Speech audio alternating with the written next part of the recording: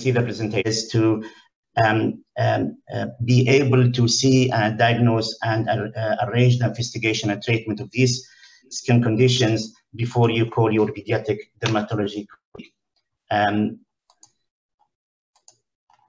There is no any conflict in this presentation, and most of the photos I have taken from the dermatology website, DermNet.nz.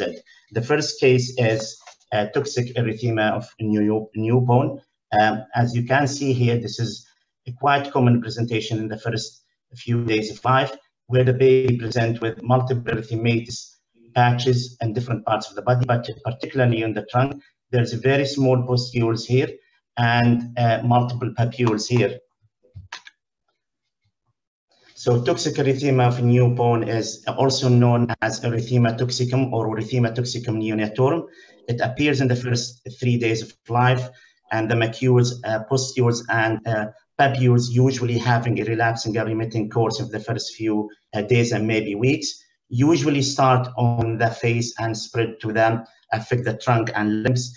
And the key clinical finding of this condition is usually the baby is very fit and well. The cause is unknown, and there are some theories of inflammatory response or even a form of graft versus host inflammatory response due to the change in the immune system. As I said, that the baby usually fit and well, and therefore there is no need for any treatment. You might consider some moisturizer creams, but usually the condition settles down spontaneously. Another condition that sometimes can raise a lot of unnecessary investigations in form of biopsies and electron microscopy, while it's very, very common and very transient condition. It's called transient neonatal pustular melanosis. You can see here, when you see this baby in the clinic, a lot of differential diagnosis will cross your mind, like herpes simplex infection, shingles, congenital bullous diseases, or even autoimmune condition like bullous pemphigoid or chronic bullous disease of childhood. So this is quite a common condition. Usually is known also transient neonatal pustulosis. Affects about 4% of the newborn infants. Very common in Afro-Caribbean and Asians. It's again of unknown cause. Usually the pustules and the papules arise on a normal skin, and this is a good clinical sign to reassure you that there is no underlying condition that I've just mentioned a few seconds ago. That pustules and blisters usually rupture, leave behind crust that takes few days and heal by hyperpigmentation, which usually fades after a few weeks or months. Again, there is no need for any biopsies or necessary investigations, and apart from using moisturizer creams. Milia is again common presentation. When it's few in the face, usually doesn't need any necessary investigation. While it's extensive, it can hide behind the multiple congenital syndromes that sometimes, or maybe acquired condition that sometimes we need to rule out. It's a form of sebaceous cyst or epidermal inclusion cysts. Affects about 40 to 50% of the newborn babies, and it can be few and can be covering the whole face, and usually affect the nose, forehead, and cheeks. Clinical sign that can help you to make the diagnosis. If you examine the mucous membrane, you will find these inclusion cysts on the mucous membrane of the mouth, which are called epistemian peels, or in the palate, which called Bowen's nodules. They usually heal spontaneously after a few weeks, and treatment usually not required. However, if you have an extensive milia, you need to rule some acquired secondary conditions and primary congenital conditions, like familial profuse congenital milia. If you take a good history, you'll find that it runs in the families. Orofacial digital syndrome, which is, I think, is have about 10 types. Type 1 is the most common type, when the baby presented with multiple facial and mouth defects, and usually X-linked inheritance. Bazin syndrome or Bazin syndrome as autosomal dominant syndrome, where there's an extensive malia, loss of the fingerprints and fingertips, blisters, and palmoplantar keratoderma. If you see malia, extensive malia later in the child, for example, after 1 year, you have always to think about, is there any underlying either genetic condition like epidermolysis bullosa or another condition like porphyria.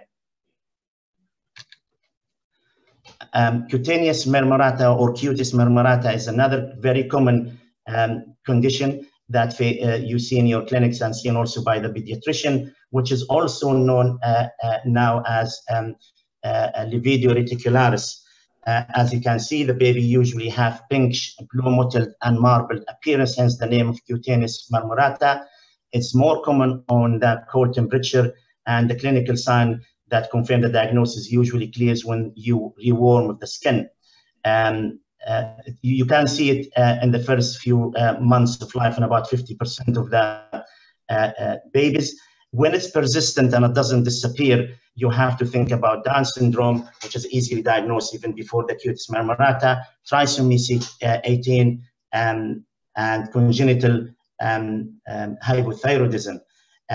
Treatment usually reassurance. However, there is a condition that sometimes you see it rarely, but it's very important to rule out when you see extensive cutaneous marmorata or lividio reticularis. And this is a typical presentation of this condition when the baby have either segmental or multiple erythematous lividio reticularis like lesions, streaks of bluish coloration, which extend to the deep layer of the skin. It can affect the face, which can lead to multiple problems in the eye, as you can see, affecting the arms, trunk, legs. And this is called cutaneous marmorata telangiectasia congenita, or CMTC. This is a rare congenital vascular anomaly. It can be sporadic without any family history, but it can run the family.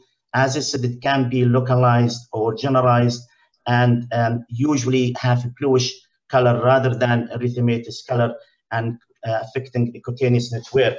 Ulceration and cutaneous atrophy is a very common complication. However, you could get hypertrophy of the limb or enlargement of the limb because of the increased blood supply to the area. When it's in the face, you have to rule out glaucoma, so you need to refer the baby to the ophthalmologist. Can be associated with mental retardations, ulcerations, macrocephaly, and Adams-Oliver syndrome, which is again the syndrome associated with macrocephaly, aplasia cutis, epidermal nevi. It needs regular follow-up by the pediatrician and dermatologist, as it can cause a lot of complication, and sometimes you need to consider to refer the baby for laser treatment. Miliaria, which is very common in tropical area like the Gulf, and where the baby or the child present with multiple inflammatory, itchy papules that usually affect the upper part of the body. It's due to blockage of the inflammation of the eccrine sweat glands. As I said, seen in the hot, humid, or tropical climates, and common in the hospitals. It can affect 9% of the neonates, and the mean age is usually the first week. It's also known as sweat rash or prickly heat. There is no treatment needed apart from avoid excessive heating, overdressing, avoid thick emollients, use air condition. However, if the itching and irritation quite severe, you might consider a weak topical steroid cream like hydrocortisone 1% once or twice daily for a week, and consider cold baths to get rid of this malaria. Another very common presentation where the baby usually present by the parents, and they tell you that my daughter or my son has got teenage spots or acne. And you can see here there's a lot of white comedones or blocked heads on the foreheads, on the cheeks, on the chin, and maybe inflammation. Sometimes it can be very inflamed. And this is, again, common condition called infantile acne. Common in white-skinned people or Caucasians. It's affect about 9 to 20% in the first few weeks. Common in boys, and usually settle down without any treatment. However, if it's extensive, resistant to treatment, you have to think about excessive testosterone secretion and arrange the investigation necessary. As I said, usually it doesn't need treatment, but if it's quite inflamed, you can try benzoyl peroxide or erythromycin gel. Infantile seborrhoeic dermatitis and cradle cap, again, very common presentation where the baby presents with, as you can see, multiple erythematous patches around the eyebrows, erythematous patches on the cheeks, on the neck, around the nose, on the chest, on the armpits, and sometimes on the groin, and also very thick scales of hyperkeratotic skin. Usually start in the first 3 months of life, reverse to atopic dermatitis, which usually start after 3 months of age. Atopic dermatitis is a quite common condition, and maybe we speak about it in other conferences, as it needs at least 30 minutes to 1 hour to speak about this condition. Seborrhoeic dermatitis is of unknown cause, is inflammatory response, can run in families. Sometimes it's a response to malassezia, which is a form of yeast, usually resolve spontaneously in the first year of age, and treatment usually reassuring using mineral oil like olive oil, emollient shampoos, and again mild to moderate topical steroids that contain antifungal like canesten hydrocortisone, and usually this will settle down very quickly. Not every cradle cap is a seborrhoeic dermatitis. This is either the pediatrician or the pediatric dermatologist should have a high index of suspicious about this condition. So usually we see these children very rarely, and we diagnose initially as seborrhoeic dermatitis. We give some topical steroid creams, antifungal and moisturizer cream, but it doesn't help. The baby comes again very quickly, very unwell, with failure to thrive and poor appetite. And this is should be diagnosed very quickly, as it's literal sewy disease, which, as you know, carries about 40 to 50% of death rate with poor prognosis. Usually present in the first 2 years of life, involves many organs, but usually the skin is the earliest involvement, and that's why you need either to arrange a biopsy yourself or refer to the pediatric dermatologist to start to arrange a biopsy or confirm the diagnosis. And you might need to involve the hematologist and then oncologist to start the treatment. Another skin condition that can present to you before the pediatrician when the parents bring their baby with multiple large subcutaneous or deep nodules, and this is called subcutaneous fat necrosis of the newborn. And the initial treatment should usually started by the pediatrician rather than the pediatric dermatologist. Although it's rare, but it's very important to diagnose early. It usually occurs in the first few days of life. It's a form of paniculitis, which is inflammation of the subcutaneous layer of the skin, of unknown cause, but the triggering factors usually either fetal distress during delivery, low oxygen levels, cold temperature, especially if you have the baby born in a very cold rooms where there's an air condition, or you leave the baby on a table or a weighing machine for a long time. Cesarean section and infection as triggering factors. They are very painful, and that the baby will be clearly distressed. The most common complication is hypercalcemia, and that's why I've said you need to start the treatment as soon as possible if you have a suspicious of subcutaneous fat necrosis. As you know, hypercalcemia will lead to irritability, constipation, poor weight gain, and very rarely arrhythmia. Sometimes you will see thrombocytopenia and hyperlipidemia, and treatment usually management of the hypercalcemia only with regular follow-up and maybe regular ECGs, and usually takes 6 to 8 weeks to settle down. The lesion itself does not need any topical treatment or other systemic treatment apart from correction of the hypercalcemia. Port wine stain, which is now known as Naevus Flammeus. Again, important condition to rule out and diagnose and rule out any underlying syndromes. There is something called Naevus simplex, and simplex means symbol, and this is usually seen as a erythematous patch around the eyes and forehead, which is used to be known as angel or angel kiss, and also another pigmentation of red patches on the back of the scalp, which is known as stork bite, but this is known as Naevus Flammeus of Naevus Flammeus. And this is usually vascular malformation of unknown cause. It's quite rare. It's about 0.3% of the newborn, persistent. There is no topical or treatment, systemic treatment can be prescribed apart from regular follow-up and maybe considering lasers. You need to rule out 3 important syndromes, as you know, associated with port wine stain. The Sturge-Weber syndrome, which usually presented with a large port wine stain affecting the trigeminal area of the face, and the baby will have a small brain, calcification, sometimes seizures, meningeal angiomas or haemangiomas. Glaucomas is very close around the eye, and even optic atrophy. Kleber-Toniani syndrome, again, important syndrome that need to be ruled out, which usually appears later in life. And because of the vascularity of the affected limb or like arm or leg, one arm will be bigger or larger than the non-affected site. And this can be complicated by thrombophlebitis, seepage of lymph, cellulitis, and ulceration. So when you see the baby, you need, with the port wine stain on the extremities, you need always to measure the size of the limbs and compare both sides. Another rare syndrome associated with port wine stain is Proteus syndrome, which usually presented with large hands and feet, or one side of the whole body, with various birthmarks, including vascular malformation, connective tissue nevi, epidermal nevi, and multiple lipomas. Another types of hemangiomas, which are known as infantile hemangiomas or strawberry hemangiomas.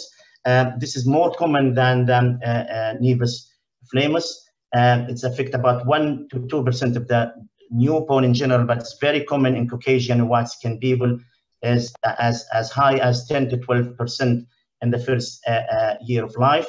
It's more common in girls, and the risk factors for hemangiomas usually low birth weight, premature babies, advanced maternal age, treatment for infertility, preeclampsia, or placenta previa. Usually have 3 presentation, either superficial, which is usually affect just the top layer of the skin, the epidermis. It could be deep when you see very deep subcutaneous, smooth, fluctuating, bluish lesion, which usually diagnosed by ultrasound, or it could become combined where you have superficial and deep hemangiomas. Which hemangioma you need to worry about? Again, location of these hemangiomas is very important. Segmental hemangiomas can have a risk of ulceration. It can, if it's affecting the face, you need to think about face syndrome. If it's around the mouth or the nose or the ears, you need to think about respiration, feeding problems, and hearing problems. So always important to examine the mucous membrane if you have a hemangioma around the mouth or the nose. If it's around the eye, obviously it will cause vision impairment. If it's around the lumbosacral area, it will sometimes can be associated with spinal dysraphism, especially if it's a very large one. And the bigger the size, the more you need to request MRI scan for the lumbosacral area. If it's around the perineal area, pain, infection, ulceration, and there is a well-known syndrome called PELVIS Syndrome.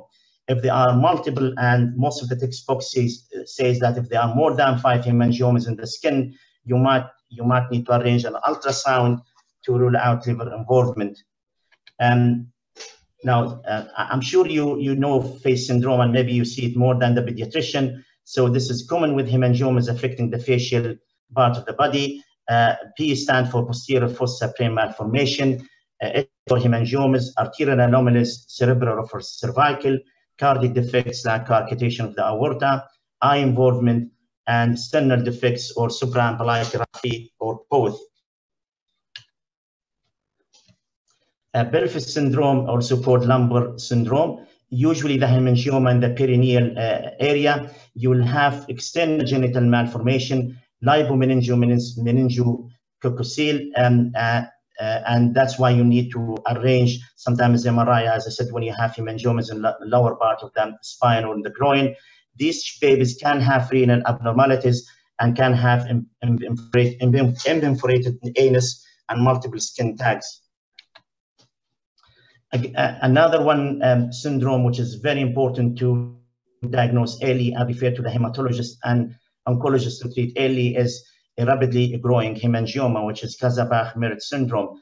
And this is usually due to consumption of coagulopathy, where the baby will present a very rapidly increasing hemangioma over a few hours or days, associated with thrombocytopenia, microangiopathic hemolytic anemia, and consumptive coagulopathy. And as I said, this is an emergency. The baby need to admit it to the CCU involved oncologist, as most of them will need high doses of steroids and a chemotherapy in form of vincristine. So when you have a baby or a child with hemangioma, you need to decide which one you need to treat and which one you don't need to treat. As I said, the location of the hemangioma is very important. Ulceration, infection, and bleeding is very important to make you decide what sort of treatment you need to do.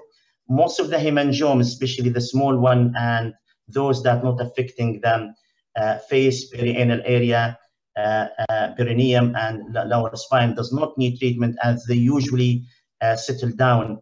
But please don't tell the parents that the hemangioma will disappear within 6 months or one year. They usually take between 2 years to 10 years to disappear completely. They usually have growing phase for up to 6 months, and this is why most of the parents come alarmed because of the change in size. And they usually then start to settle down between, as I said, 2 years to 10 years. The color usually fades slowly, and then the size. There are many treatments, and the most widely used treatment now is the beta blockers, which have changed the treatment of hemangiomas. Propranolol, which is a non-beta selective, non-selective beta blockers, which has some side effects, and now recently atenolol started to be used, which is more safer and less side effects than the propranolol. Systemic steroids can be used. Topical beta blockers can be used in small hemangiomas that not causing any symptoms. Intralesional steroids and laser or surgery maybe later in life. Again, very drastic and very emergency presenting condition that you see it more quicker than the pediatric dermatologist is the Harlequin baby or Harlequin ichthyosis. And as you can see, the baby is encased in a very thick plates all over the body with fixed contractures, masking the mouth and the eyes with multiple fissures. It's quite rare. You might see it once or twice in your working life. It affects 1 in 300,000 newborn. It's usually autosomal recessive, and it's due to mutation in the ABCA12 gene, which is a large group of genes that are responsible for transport of large molecules through the cell membrane like lipids. It has a very poor prognosis. Death rate is about 50%. And however, you can save the life if you start the treatment, supportive treatment very early, and usually needs a multidisciplinary approach between pediatrician, dermatologist, genetist, ophthalmologist, and surgeons. Another condition which is due to ichthyosis, and I'll cover the treatment of both this one and the Harlequin in a second. This is less severe, where it doesn't have that dramatic encasing of the body. The plate here usually, or the membrane usually very thin, very shiny. And this is called Collodion Baby or sausage skin baby. Usually the desquamation of the skin, even without treatment, start within 2 to 3 weeks of life. Not every Collodion baby is secondary to ichthyosis. About 10% of babies can have Collodion baby without any underlying ichthyosis. The two most common underlying diseases that cause Collodion baby and Harlequin baby is the Miller ichthyosis and non-bullous congenital ichthyosiform erythroderma.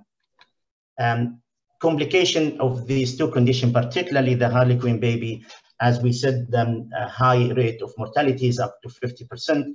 Infection is very common. Hypothermia, as you can see, due to the membranes, dehydration, suckling and nutrition problems, breathing problem, ectropion and eclabium, which is a protrusion of the lips to the outside of the mouth, and constriction bands, which result in reduced blood supply and swelling of the limbs. Management is, as I said, usually a multidisciplinary approach as soon as possible. The baby needs to be admitted immediately to the baby care unit, humidified incubators, monitor temperature and fluid intake and output, antibiotics if there are an infection, and you need to do a regular culture of the skin, maybe urine and blood regularly. Check testicles, as some of these babies usually have undescended testes, especially and X-linked ichthyosis. Start very thick emollient. Small, very creamy or oily or liquid emollient is not going to help. You need to start maybe emulsifying ointment, watts of paraffin, liquid paraffin, as much as you can, maybe 4 or 5 times daily. Gentle application in the skin in one direction, and multidisciplinary approach, as I've mentioned. Acetretin or neotegasone can save the babies if started by the dermatologist as an early stages. Another alarming condition can present to the medical admission unit or to the A&E when the baby presented with multiple extensive bruising, especially on the face and extremities with swollen extremities. And this is called acute hemorrhagic edema of infancy, which again, it doesn't need any further investigation or biopsies. Usually have a triad of edema of the limbs, fever, and a large bruising-like lesion. It's an autoimmune or immune-mediated response for a cause we don't know yet. Diagnosed only on the clinical background, and the important clinical sign is usually the baby is very fit and well. No treatment is required, and systemic steroids and antihistamines usually it doesn't improve the course of the disease, and usually resolve spontaneously in a few weeks. And what you need to do is just follow up for maybe 4 weeks until everything settles down. Not every ring lesion is a ringworm, and this is very common presentation. The parents will bring the son or the daughter and say to you, my daughter or my son have been treated for fungal infection due to ringworms, and it doesn't disappear and it doesn't heal. And this is again common condition called granuloma annulari, which is an inflammatory skin condition. It could be delayed hypersensitivity reaction to a component of the dermis, or reaction to infection, or triggers, outside triggers. Usually diagnosed clinically. Very rarely would you take a diagnostic biopsy, and only if it's generalized granuloma annulari. Usually does not require treatment, as usually disappears spontaneously, particularly in children. Allow me another maybe 5 minutes. I don't think I'll be able to talk in your conference without talking about the skin manifestations of COVID disease. There are, since the pandemic, there are many skin presentation of COVID. One of them is mainly in children, and this is called, in UK and Europe, called pediatric multisystem inflammatory syndrome, temporarily associated with COVID. The American name it is multisystem inflammatory syndrome in children, or MISC, which is very, very similar to Kawasaki, and I think Dr. Adil Riyad has spoken to you about Kawasaki today. Then there are another 5 skin conditions which is presented both in children and adults. And as you can see here, MIS and Kawasaki disease are almost similar. So both have high temperature, both have the well-known skin rashes, oral signs, eye signs like conjunctivitis, lymphadenopathy in both, multi-system failure and death in both sometimes, and laboratory, only the laboratory investigation that usually differentiate between these two conditions. As in MISC, usually you have the high fibrinogen, high D dimers, a high interleukin 6 and interleukin 10. So we should always consider COVID as a cause of Kawasaki disease. Then we have quickly the skin manifestation, usually morbilliform or maculopapular rash, which is the most common presentation. As you can see here in these photos, this is very similar to rubella or measles with generalized erythema or even drug eruption. Another presentation is urticaria, which is again common condition, usually settle down very quickly, usually very itchy, but usually doesn't associate with angioedema and usually affect the palms and feet, and doesn't need usually any treatment, as you can see here, affecting the palms and a baby with an extensive urticaria.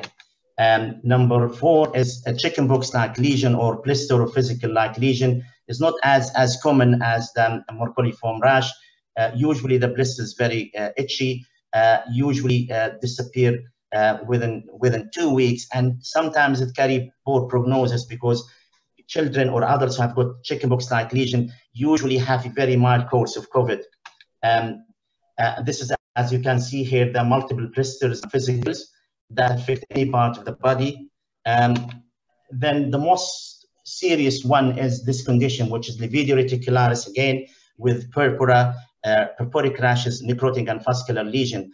Thank goodness it's quite rare in COVID, but if a child or an adult have this condition, this usually carry poor prognosis. And as you can see here, multiple purpuric lesion like vasculitis, necrotic of the skin. This is a baby with this condition like lividio reticularis, healing by post-inflammatory hyperpigmentation. Again, multiple necrotic patches that can affect any part of the body, and this is either due to immunological reaction or due to the direct effect of the virus on the blood vessels. The last condition is COVID toes, which is a very common condition. Usually have multiple erythematous papules on them with a change in the color of the toes and fingers, similar to chill planes. Usually itchy, can be painful, and more common in adults and children, and usually lasts for maybe 2 weeks, and usually appears later in the course of the COVID and associated with less severe disease of COVID. And this is how COVID toes can present, and this is children with COVID toes. So these are the most common presentation of COVID. As I said, the lividio reticularis and the necrosis of the skin carries very poor prognosis. Interestingly, there's familial clusters, which means if you have a member of family, for example, have a COVID toes, and then the infection passes to the rest of the family, almost all of them will have COVID toes too, for a reason we don't know. This is the link of the study if you would like to read about it. And this is my last slide. Thank you very much, and I'm open for questions.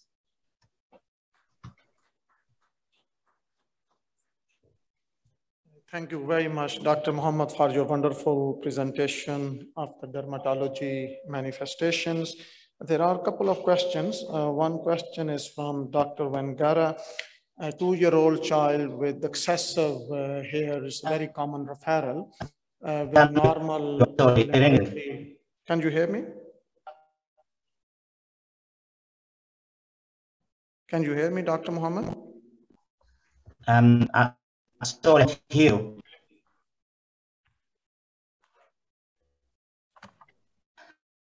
Dr. Mahmoud? Can you repeat the question for me, please?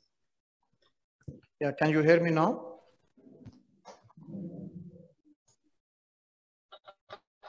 Yes, I cannot hear the question, sorry. Yeah, the question is 2-year-old child with excessive hair growth with normal laboratory investigation. What should be the next steps in management? Sorry, I couldn't hear you. I will try to fix the problem. Can you hear me? Yes, I think I can hear you now, yes. Okay, that's good. So one question is the 2-year-old child with excessive hair growth and normal laboratory investigations. What should be the next approach? This is can be either congenital generalized hypertrichosis, and if all the endocrine investigation are normal, unfortunately, the approach will be either laser or maybe topical treatment for something called Vanica cream to remove the hair if it's very extensive on the hair and the trunk. But there is no any other effective treatment apart maybe laser removal of the hair, as long as there is no any underlying cause for the congenital hirsutism or congenital hypertrichosis. All right. Okay. Now, thank you very much. There's another question from Dr. Umar. For Naevus flammeus simplex, does laser the treatment of choice? If not, what are the other possible treatments? You do not need to treat Neevus flammeus, which is the angel kiss on the forehead or the stroke bite on the back of the neck. Just reassurance, and usually, particularly in the forehead, they usually disappear spontaneously. All right. No, that's clear enough. And another question from Dr. Abdul.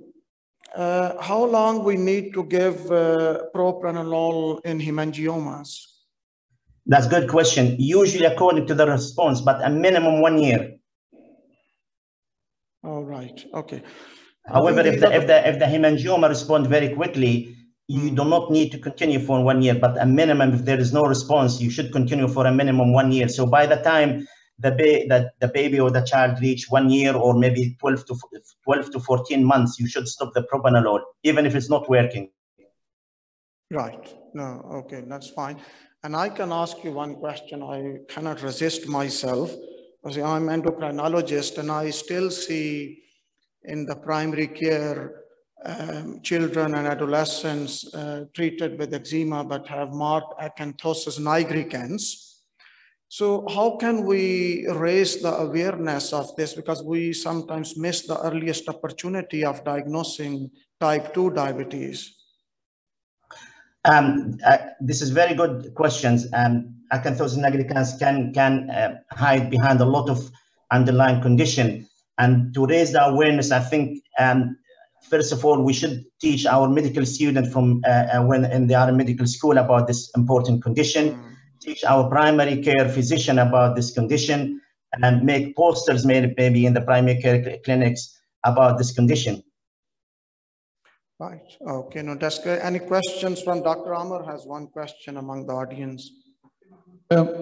Thank you very much for this excellent presentation. You know, I'm a gastroenterologist, and in our clinics we sometimes see cases of epidermolysis bullosa that can have upper gastrointestinal involvements. I wonder if you could just enlighten me as to the features which you can see on the skin, which might make you think more of gastrointestinal involvement. Usually dystrophic epidermolysis bullosa can have GIT involvement, particularly stenosis of the esophagus. And usually in the first few days of life, you will see multiple deep blisters. You see multiple malia because of the scarring that affecting the deep layer. You'll see adhesions of the toes and the fingers together. You see lack of hair or alopecia all over of the skin. You see ulceration on the tip of the fingers and the foot and the feet and sometimes other parts of the body. You see strictures of the fixed stricture of the hand, arms, and legs. So if you see these features, this is indicate that this is most probably dystrophic type of EB rather than simplex type or autosomal recessive type. And this is usually needs multidisciplinary approach, including the gastroenterologist and narrow dilatation of the esophagus and frequent endoscopy. Yeah, indeed. Actually, such a condition is not uncommon in this area here. And in Khalifa, we do have a specialized multidisciplinary clinic looking after these patients. Thank you. Thank you. And one last question. Is Miss C the same as PIMS TS? I have no clue what it is. Say it again. Miss IC, which is the multi-inflammatory syndrome secondary to COVID in children. What's the other one? PIMS TS. I don't know what's this. Sorry. All right. Okay. Well, Dr. Muhammad, thank you very much.